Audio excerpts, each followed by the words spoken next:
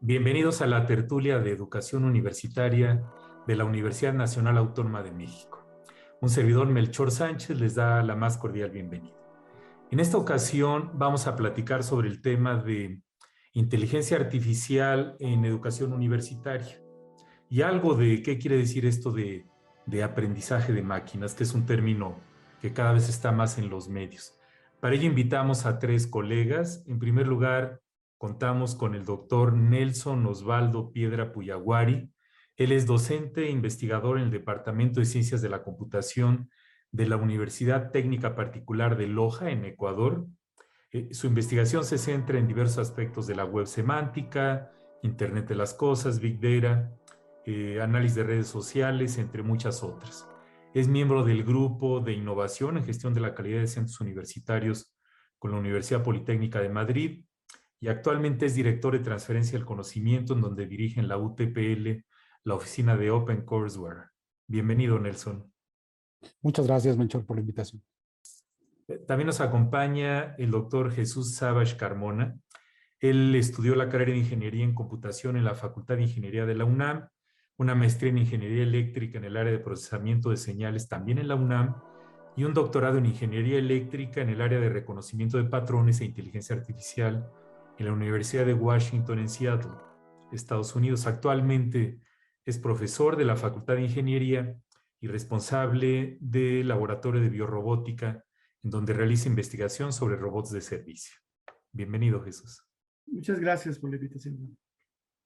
Y por último, la doctora Sofía Trejo Abad. Ella es investigadora y profesora especializada en ética de la inteligencia artificial, interesada en estudiar las intersecciones entre esta y los derechos humanos y en promover un entendimiento crítico de la tecnología. Es licenciada en matemáticas por la UNAM y doctora en matemáticas por la Universidad de Warwick en el Reino Unido. Ha trabajado como investigadora en la Universidad de Sao Paulo y en el Imperial College de Londres.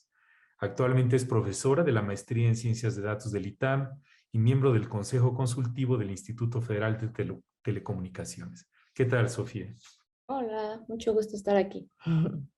Muy bien, pues la inteligencia artificial, la mayor parte de la sociedad la visualizamos a través de las películas de ciencia ficción.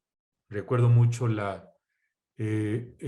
ahora sí que el robot o la inteligencia de HAL, H-A-L, en 2001, Odisea del Espacio, y tendemos a verla como una amenaza en lugar de como algo que nos puede ayudar como especie en muchas cosas. Y actualmente ya está metida en todas nuestras vidas, a veces sin darnos cuenta. Pues yo les preguntaría primero, Nelson, ¿cuál es actualmente, porque ya tiene más de medio siglo el término, el concepto de inteligencia artificial y este otro término de aprendizaje de máquinas? El término inteligencia artificial es sumamente complejo, amplio, tiene varios puntos de vista que pueden abordarse a lo largo de los años y a lo largo de los puntos de vista y los científicos. Yo creo que en términos generales podríamos definir la inteligencia artificial como todo aquello que se refiere a sistemas o máquinas que ponen de manifiesto toda esta capacidad de imitar la inteligencia humana. Ya han probado las máquinas esta capacidad de cálculo, de memorizar datos, muchísima información que se parecería a esta inteligencia humana. Y hoy por hoy estamos avanzando en capacidad de aprendizaje, capacidad en la que hay avances impresionantes, en los que el aprendizaje automático o el machine learning se ha convertido en este sinónimo de una inteligencia artificial en la que los algoritmos y los datos, sobre todo los datos que hemos sido capaces de ir recolectando en estos últimos años, son capaces de entregarle a las máquinas a través de algoritmos y matemáticas un superpoder que antes estaba reservado para nosotros los humanos. Gracias, Nelson. Jesús, ¿qué agregarías a lo que comentó? Agregando algo más de lo que mencionó Nelson, podemos decir que ahorita, bueno, yo considero que ahorita hay dos vertientes de la inteligencia artificial. Una que sería la inteligencia artificial simbólica, donde básicamente se usa lógica para programar estos sistemas inteligentes. Y aquí tenemos lenguajes de programación como sería Lisp, Prolog, y los sistemas basados en reglas o lo que se llaman sistemas expertos, donde un experto con reglas pone el conocimiento que este sistema puede tener. Un lenguaje de programación muy bueno es un sistema que fue desarrollado por la NASA que se llama CLIPS. La otra vertiente es lo que mencionó Nelson, y tiene que ver con los datos, ¿sí? Entonces, ahora tenemos una cantidad inmensa de datos con los que se puede extraer el conocimiento. Y hay métodos estadísticos, como por ejemplo podrían ser las cadenas de Markov ocultas, o lo que está ahorita en boga, que son las redes neuronales profundas. Muy bien, Jesús, gracias. Sofía, ¿algo más sobre este punto? Pues sí, yo quisiera agregar que lejos de ver estos sistemas como unos entes neutrales, yo creo que es importante darnos cuenta que codifican prioridades, valores, ideologías. Entonces, cada sistema de alguna manera representa una forma particular de entender el mundo y de entender también la sociedad. Entonces, estas representaciones pues tienen impactos en temas como la igualdad, la justicia, la no discriminación, y que justamente como muchos de estos sistemas actualmente aprenden justamente de datos históricos, entonces también pueden aprender y reproducir conductas nocivas o discriminatorias, y eso es algo que se ha visto en una gran cantidad de sistemas. Y solo para darles un muy breve ejemplo para las personas que tal vez no estén familiarizadas, es por ejemplo los traductores automáticos, ¿no? En general, por ejemplo, consideremos que vamos a traducir de inglés a español. Entonces, en general, lo que está pasando es que el inglés, por ejemplo, es mucho más neutro en género, sobre todo en cosas que tienen que ver con roles de trabajos, ¿no? Muchos empleos. Entonces, lo que está pasando es que, por ejemplo, palabras como científica, como investigadora y profesora, que en inglés son neutras, cuando se traducen de forma automática, estos términos están siendo traducidos a masculino. Esto pasa mucho con áreas STEM, esto pasa con una gran cantidad de profesiones y pues con muchos otros conceptos. Entonces ese es solo como un ejemplo de cómo prejuicios o estereotipos que ya tenemos son aprendidos por las máquinas y están siendo reproducidos. Gracias, Sofía. Sí, es precisamente es que escuchándolos, al revisar el tema, ven que ya tiene más de medio siglo y me encontré con que algunas personas hablan de algo que le llaman el GOFAI, ¿no? Que en inglés es Good Old Fashioned Artificial Intelligence, como inteligencia artificial a la antigüita, ¿no? Y tradicionalmente, hablando de género, ha sido un área muy dominada por hombres. También existe mucha cultura en ciencias de la computación que podremos comentar después en los siguientes bloques, ¿no? Yo les preguntaría, tenemos todavía algunos minutos, Nelson, ¿cuál es la relevancia de esto para la educación universitaria? Algunas palabras sobre este punto. Yo creo que los temas que se han abordado justamente por Jesús y Sofía muestran la relevancia que tiene para el tema universitario una buena formación en el área matemática, en el área simbólica, pero que además es extensible a otros campos de estudios, no solamente los ámbitos de la ingeniería. El tema de la inteligencia artificial marca una revolución que por tanto va a mover las profesiones y necesitamos las universidades estar a la par de cómo necesitamos formar a estas personas que tienen que enfrentar estas nuevas formas de trabajo, nuevas herramientas, nueva visión del mundo.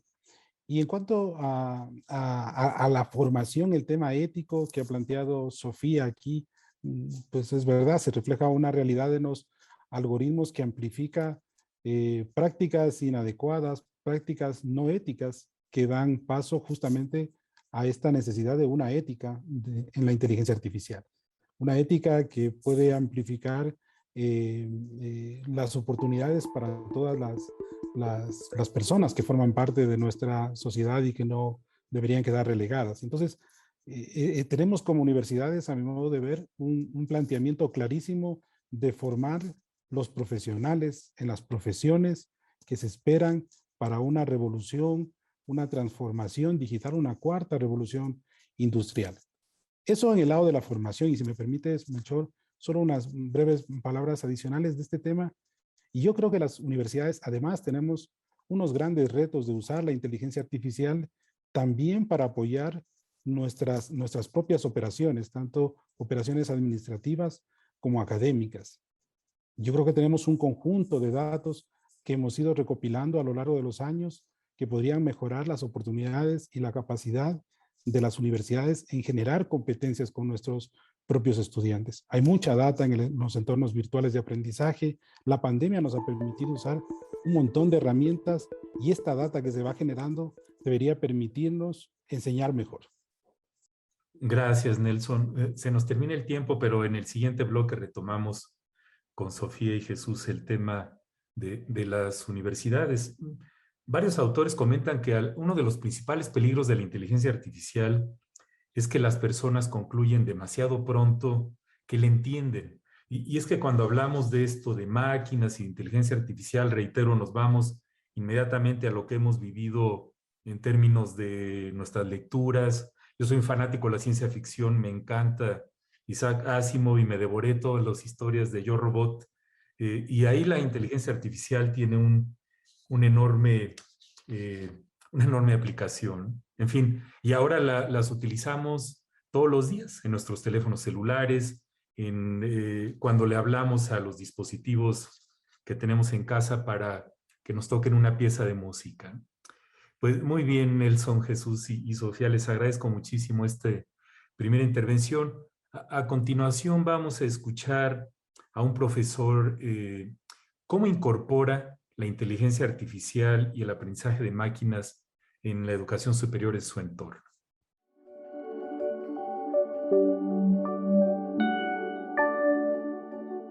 Primero hay que establecer por conveniencia que el aprendizaje automático pues forma parte de la inteligencia artificial. Es decir, es un campo de la inteligencia artificial. Por lo tanto, si estamos aplicando pues aprendizaje automático, estamos aplicando inteligencia artificial, ¿no? Habiendo aclarado esto, pues bueno, podemos aprovechar muchas de las herramientas que ya están pues inmersas con esta tecnología, los docentes.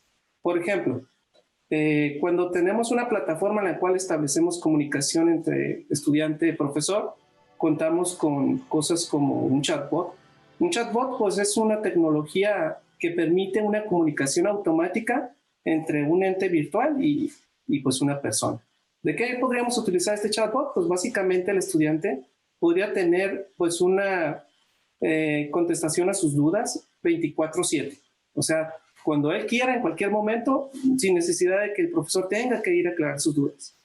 Otra forma de aplicarlo es, por ejemplo, como lo hacemos nosotros en nuestra plataforma que utilizamos Blackboard. En Blackboard contamos con herramientas que nos permiten evaluar de manera consistentes trabajos escritos.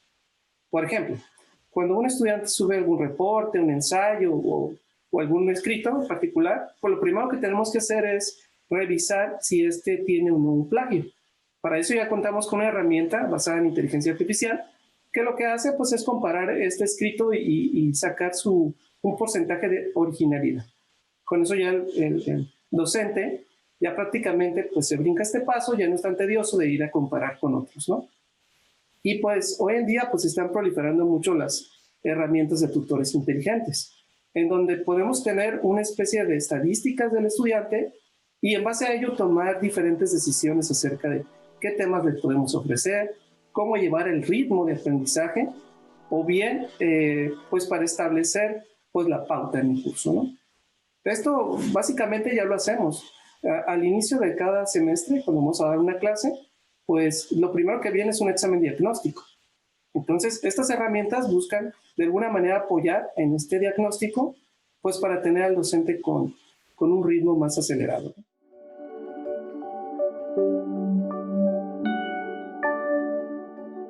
Estamos en la tertulia de educación universitaria de la UNAM, platicando sobre inteligencia artificial y su relevancia para las universidades. En el 2019 hubo un consenso en Pekín, China, de la UNESCO sobre la inteligencia artificial y la educación. Y en el 2021 se han generado una serie de documentos de las guías de inteligencia artificial y la educación para los hacedores de políticas educativas de los diferentes países del mundo, alineados con las metas del desarrollo sostenible de la ONU para el 2030, la meta 4 que tiene que ver con educación de calidad. Pues siguiendo la línea con Jesús, ¿cómo pueden estas herramientas apoyar a las universidades y qué tanto debemos aprender, estudiantes y docentes, aprender estos conceptos, como la diferencia entre aprendizaje de máquina o aprendizaje automático, Jesús? Sí, bueno, yo creo que es muy importante que como cultura general la población entienda estos conceptos, porque si no, todo esto se convierte en magia, ¿no? Carl Sagan ya decía que una ciencia muy avanzada sería indistinguible con lo que podría ser la magia. Entonces, lo que sucede es que vas a tener unas elites que sean los poquitos que tienen este conocimiento y las masas que usan este conocimiento pero que no saben cómo funciona.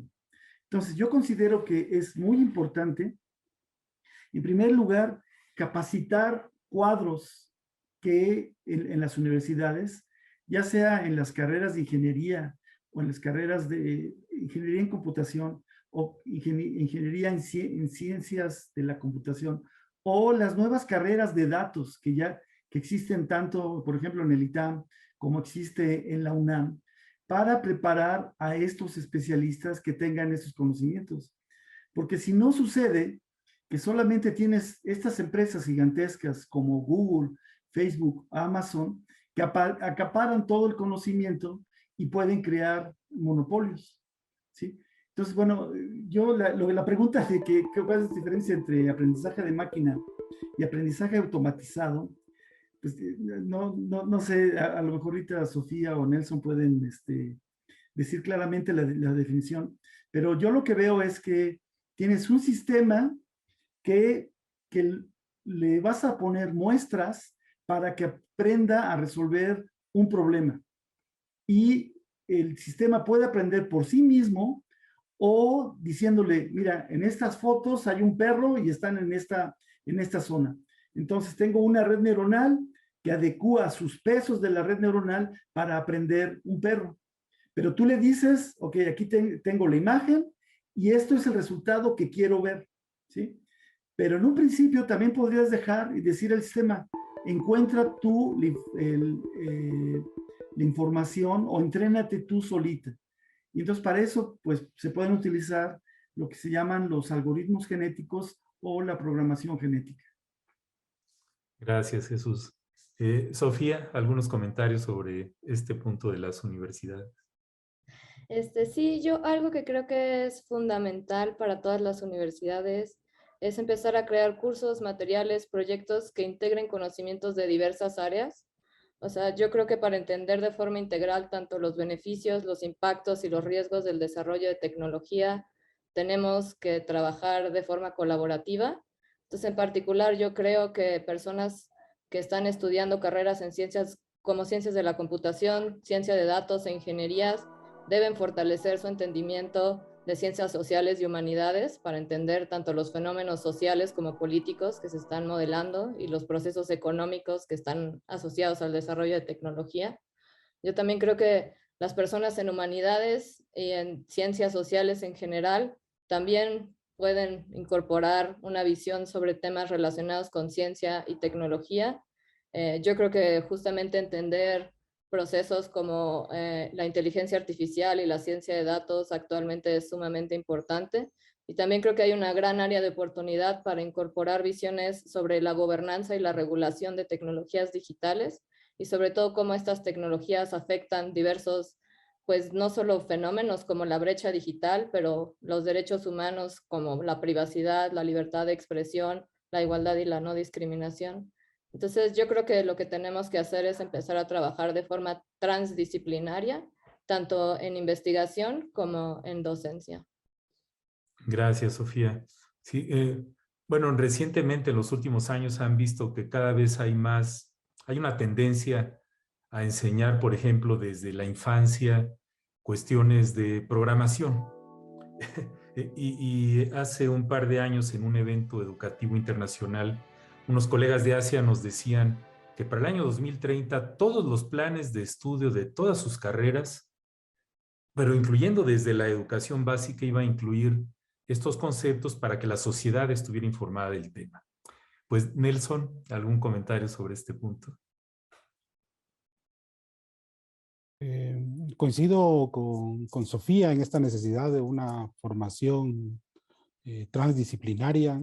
Tú planteabas que en el tema de medicina, ¿qué podemos aprender de inteligencia artificial? Pues muchísimo, muchísimo ahora mismo, desde usar los algoritmos de inteligencia artificial que apoyan el reconocimiento, basado en reconocimiento de imágenes, que apoyan una mejor tasa de diagnóstico, y eso va a implicar cambiar la forma en la que los currículos que son entregados en las universidades se los hace actualmente. Yo creo que este tema de tener separadas las disciplinas va a llegar a su fin pronto, y vamos a necesitar, por temas como la inteligencia artificial, ir combinándonos, ir conectándonos con este efecto maravilloso de red que puede desarrollarse. Yo quería simplemente recuperar el concepto de inteligencia artificial como una definición actual de aprendizaje automático. Yo creo que ahora mismo el aprendizaje automático es sinónimo de inteligencia artificial. No ha sido así, sino hasta hace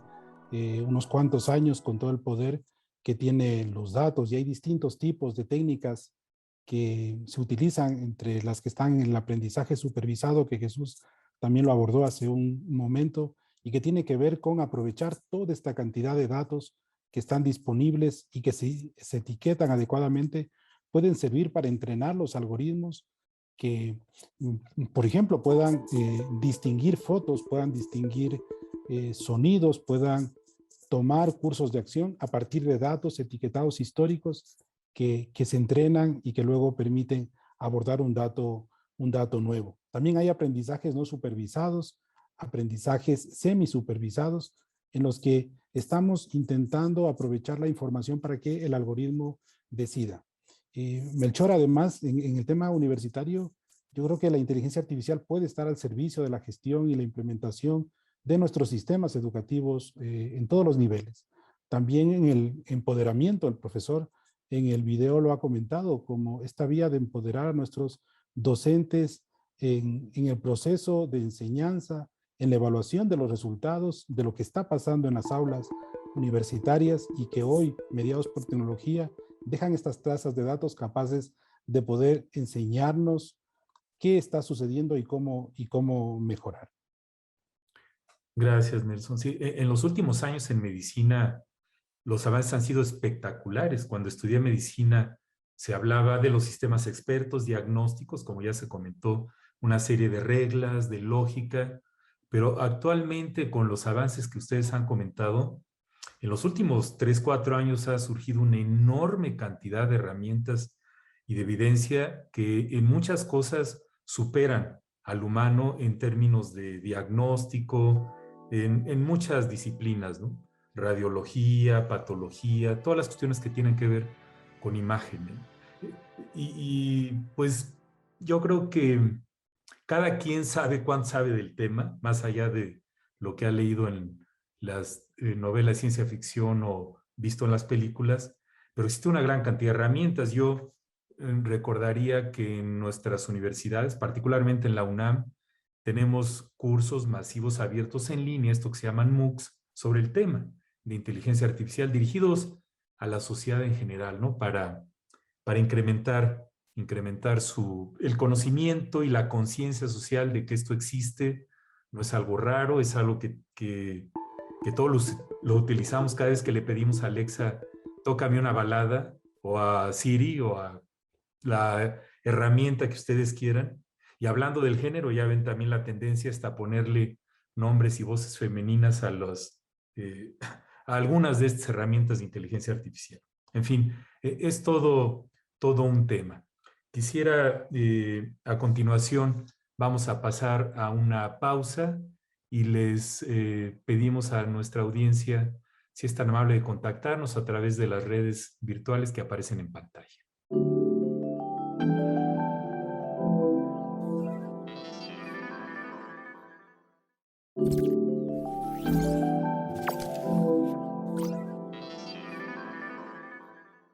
Estamos en la tertulia de educación universitaria de la UNAM platicando sobre inteligencia artificial y las universidades? ¿Qué implicaciones tienen? Hay mucha literatura académica, está explotando en los últimos años y con la pandemia se ha exacerbado de una manera impresionante.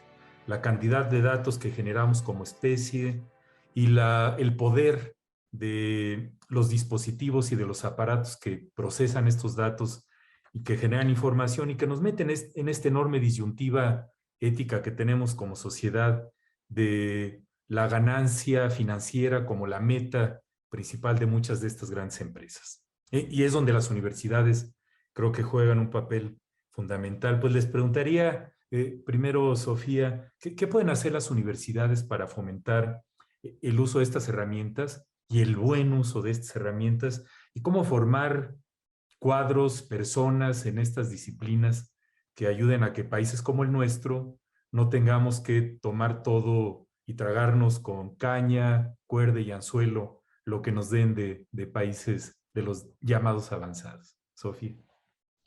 Sí, muchas gracias. Pues yo lo primero que creo que es muy importante es que pensar que las soluciones no son universales, que cada solución tiene que ser desarrollada con base a problemas específicos, a contextos específicos, ¿no? Entonces, por sí mismas estas herramientas no son la solución a absolutamente ningún problema, entonces tenemos que pensarlas de forma integral dentro de procesos, ¿no? Y de nuevo hay que recordar que si no son diseñadas adecuadamente pueden causar serios daños y a gran escala, particularmente a minorías y a grupos que han sido discriminados históricamente. Entonces, en el contexto de América Latina, pensar en pueblos originarios, pensar en mujeres, pensar en migrantes, ¿no? Son cosas que hay que tomar en consideración cuando se habla de este tipo de tecnologías. Y sobre la implementación de este tipo de sistemas por parte de universidades, pues yo más bien estaba pensando que hay ciertos puntos que me parece que es importante tener en cuenta. Es algo que me parece que hay que considerar es tanto los datos como los algoritmos son privados. Eso hace que evaluar la eficiencia y la efectividad de estas soluciones sea muy difícil. Auditar de forma independiente estos sistemas también es bastante complicado. También, entonces, identificar problemas como de discriminación u otros problemas dentro de los sistemas es difícil si son privados. Entonces, también creo que hay serias pues, preguntas éticas sobre la pérdida de autonomía y de injerencia que profesores y las universidades pueden tener sobre los contenidos, sobre los criterios de evaluación y sobre los métodos pedagógicos, si es que se decide automatizar este tipo de trabajos.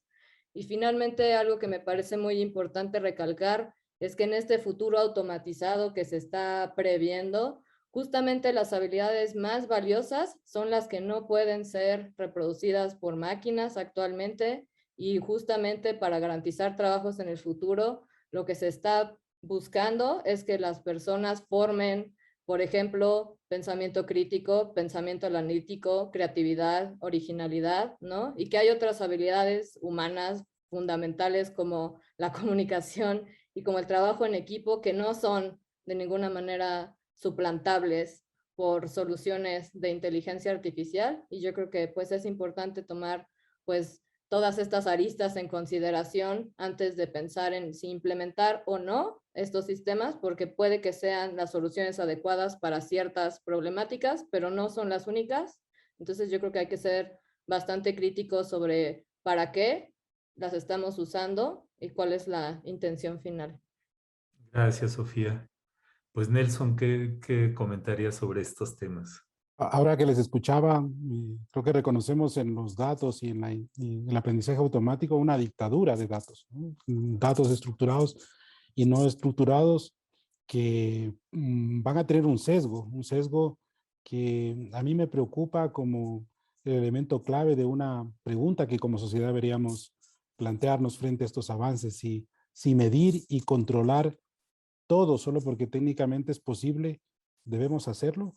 Y claro, frente a esta pregunta es donde las universidades jugamos un papel que tiene que establecer un freno a la sociedad, en especial al sector privado, que es muy poderoso en estos temas tecnológicos, en los que controlarlo, medirlo y controlarlo y actuar automáticamente es una de las prioridades. Estamos entregando nuestra información y con ello cediendo el control y por tanto dejando que el sector privado de estas grandes corporaciones determine nuestros gustos, abriendo las puertas de nuestros hogares para darles información de lo que preferimos ver o no. Y hay varias denuncias de datos en los que nuestra vida privada es entregada a través de distintos sensores de audio, de clics, del poder del clic, ¿no? Del escoger que les entregamos a ellos. Y por tanto, yo creo que como universidades tenemos un papel clave en promover una utilización equitativa, inclusiva de la inteligencia artificial por el bien de nuestra propia sociedad, que se respete el tema de género, que se evite los sesgos de raza, sesgos de ideología, y que de alguna forma se vele porque se haga esta utilización transparente y comprobable de todos los datos que son utilizados para procesos automatizados. Gracias, Nelson. Jesús. Bueno, nada más para complementar un poco lo que habías mencionado antes, Melchor, con respecto a la currícula en las escuelas, desde que la primaria, secundaria, que empezaron a ver esos temas. Les quiero comentar que hace aproximadamente 20 años, cuando se empezó a dar en forma masiva cursos de computación en las escuelas, los jóvenes salían decepcionados y ya no querían estudiar computación. Antes que hubiera este boom de los teléfonos inteligentes, muy pocos querían estudiar computación.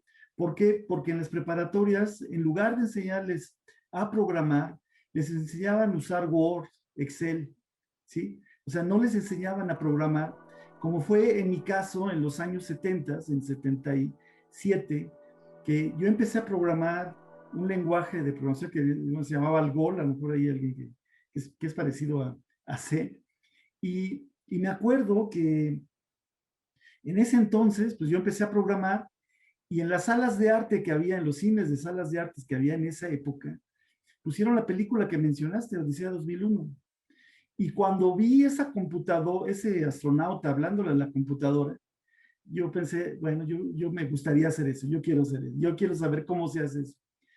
Pero no nada más fue eso lo que me motivó, sino también ahí en el Colegio de Ciencias y Humanidades teníamos una clase de literatura y nos dejaron leer el libro de Crónicas Marcianas de Ray Bradbury, ¿sí? Y en uno de esos cuentos de Ray Bradbury hay una casa automatizada que está en Los Ángeles, que es la única que quedó viva porque hubo una bombardeo nuclear, y entonces esa casa quedó viva. Entonces en la computadora, bueno, la casa se despierta y le dice, señora Jones, ¿qué quiere que le haga desayunar? Y todos están muertos en la casa, pero la casa sigue viva, ¿sí?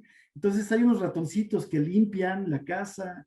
Entonces, Bradbury dice que eso iba a pasar en el 2026. Entonces nos quedan 5 años para lograr eso. Yo creo que ahorita con el Internet de las Cosas, con Alexa, ya casi estamos a punto de lograrlo. Nada más quería complementar un poco lo que dijo Nelson de la dictadura de los datos, ¿sí? Estas empresas en realidad se han vuelto el Big Brother, ¿no? O sea, Orwell nunca pensó que iba a lograr que en el futuro realmente tuviéramos eso que él predijo. Y lo que yo veo es, si al hombre más poderoso del mundo, del país más poderoso del mundo, Facebook y Twitter lo sacaron, o sea, a Donald Trump lo sacaron, o sea, que ese hombre era en esa época el hombre más poderoso del mundo. Imagínense a los demás qué les pueden hacer.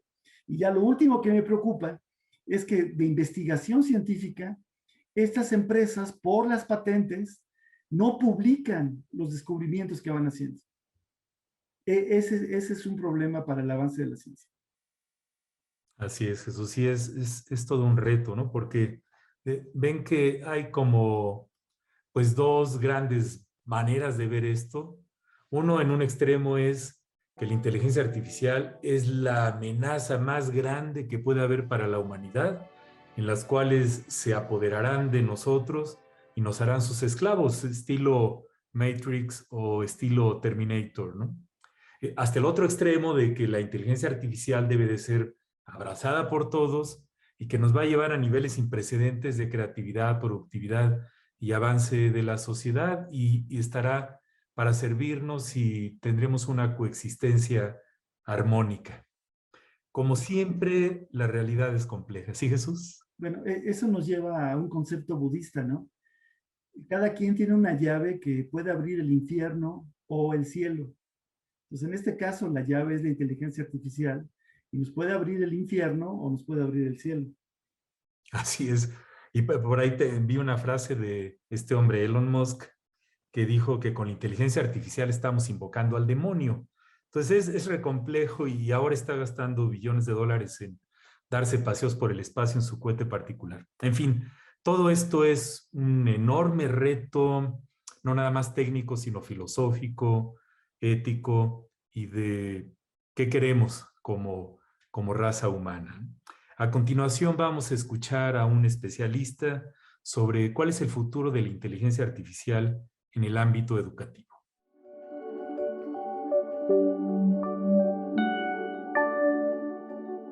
Estamos viviendo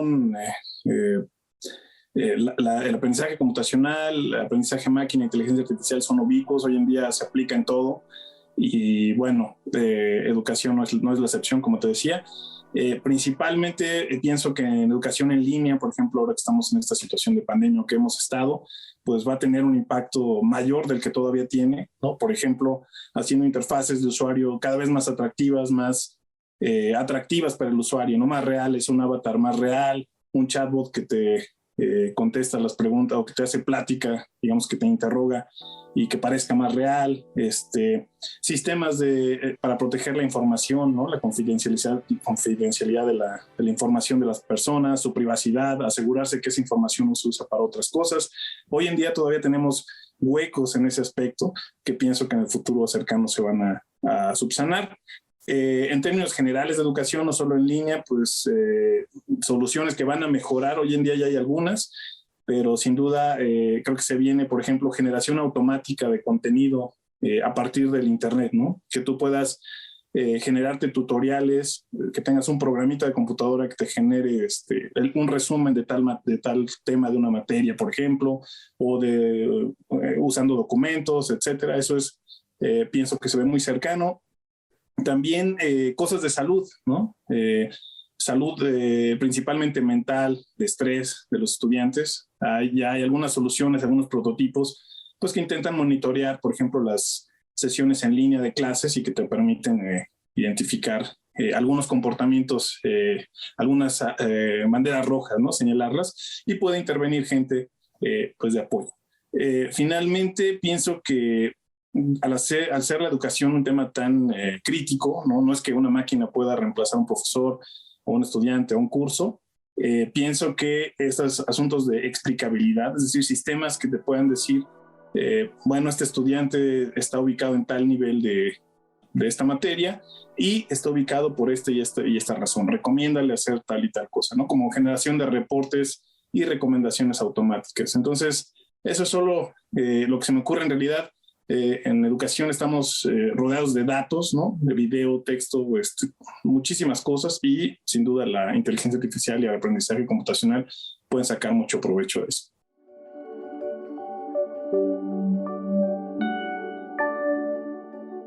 Estamos en la tertulia de educación universitaria de la UNAM platicando sobre inteligencia artificial y sus implicaciones para las universidades, que son muchas, ¿no?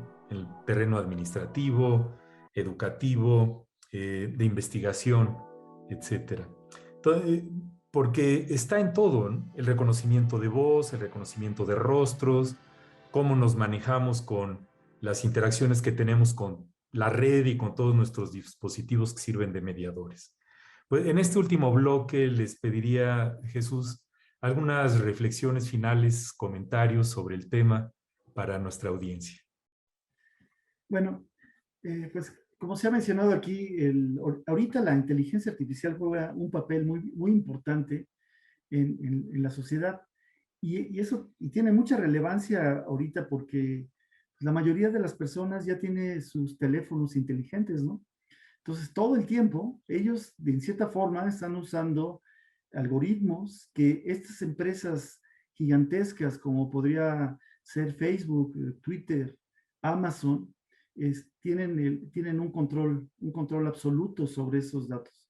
Nelson mencionó la dictadura de los datos, y podemos decir que esas empresas, en cierta forma, sí pueden formar una dictadura porque tienen el control absoluto del uso de estos sistemas.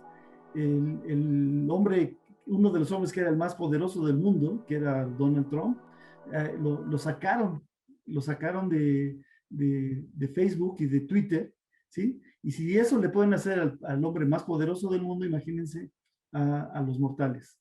Entonces, la inteligencia artificial nos puede llevar por una parte a un camino glorioso de bienestar para todos, pero también nos puede llevar, si se usa mal, a, por ejemplo, que tengamos armas que sean inteligentes y que pueden destruir a la humanidad. Entonces, en este aspecto, como dicen los budistas, a cada persona se le entrega una llave, y con esa llave puedes abrir las puertas del cielo o las puertas del infierno.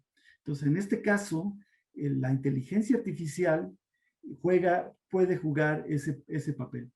Y depende entonces de la sociedad civil y de los gobiernos poder establecer legislaturas que en cierta forma limiten el poderío que pueden tener esas empresas. Gracias, Jesús. Sí, todo un tema, tiene muchísimas aristas. Sofía, ¿algunas reflexiones para terminar? Sí, pues yo creo que justo mucho se habla de ciertas aplicaciones de inteligencia artificial, pero por ejemplo creo que pocas personas saben que se está usando en procesos de contratación para determinar quién tiene acceso a universidades, para determinar quién tiene acceso a servicios financieros como préstamos, ¿no? Quién es un sujeto de crédito, también para determinar quién tiene acceso a determinados beneficios como de discapacidad o de desempleo, ¿no? Entonces, lo que está en juego cuando hablamos de estos sistemas es muy grande, ¿no? Tiene, pues, serias implicaciones tanto sociales como políticas, económicas, culturales y ambientales. Entonces, yo creo que es fundamental que empecemos a reflexionar de esta tecnología y sobre este tipo de procesos desde diferentes perspectivas, ¿no? Yo creo que tenemos que hacer un esfuerzo colectivo por direccionar o redireccionar estas tecnologías, ¿no? Me parece que en América Latina en particular tenemos que trabajar en ser más autónomos, dejar de ser dependientes tecnológicos, ¿no? Empezar a ser productores de tecnología, no consumidores. Creo que necesitamos empezar a crear herramientas que sean adecuadas para nuestros contextos, ¿no? Que tomen en consideración nuestras culturas y nuestras sociedades.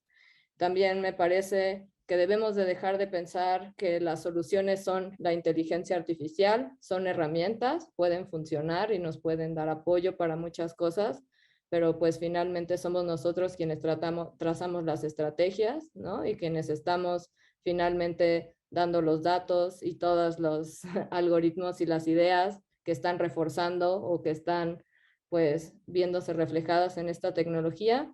Y yo creo que como América Latina debemos trabajar en alinear tanto las nociones de progreso como de tecnología con los intereses, las aspiraciones y las visiones plurales que hay, ¿no? De diferentes grupos y de diferentes regiones y de diferentes personas. No es posible que actualmente esta tecnología esté en manos de pocas personas y que refleje los intereses y aspiraciones de futuro, sobre todo de unos pocos.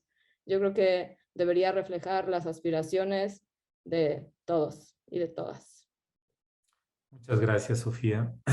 Nelson, ¿algunas reflexiones? Sí, bueno, el camino hacia la IA realmente es una inteligencia artificial realmente inteligente. Para mí es impresionante, largo, difícil, puede causar miedo, pero también causa asombro y ganas de estar ahí, de estar ahí.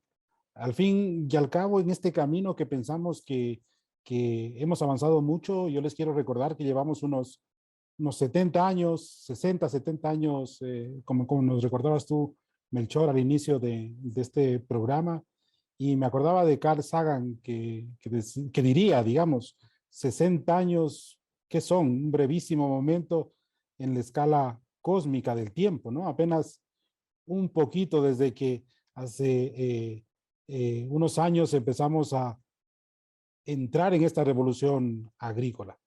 O también me acordaba de este fragmento que poéticamente dijo Gabriel García Márquez respecto al tiempo y estos 70 años, 60, 70 años que lleva la inteligencia artificial, en la que Gabriel, un García Márquez, alguien que es cercano a nosotros, decía que desde la aparición de la vida visible en la Tierra debieron transcurrir 380 millones de años para que una mariposa aprendiera a volar y otros 180 millones de años para fabricar una rosa sin otro compromiso que el ser hermosa, y otros cuantas eras geológicas para que los seres humanos fueran capaces de contar mejor que los pájaros y morirse de amor.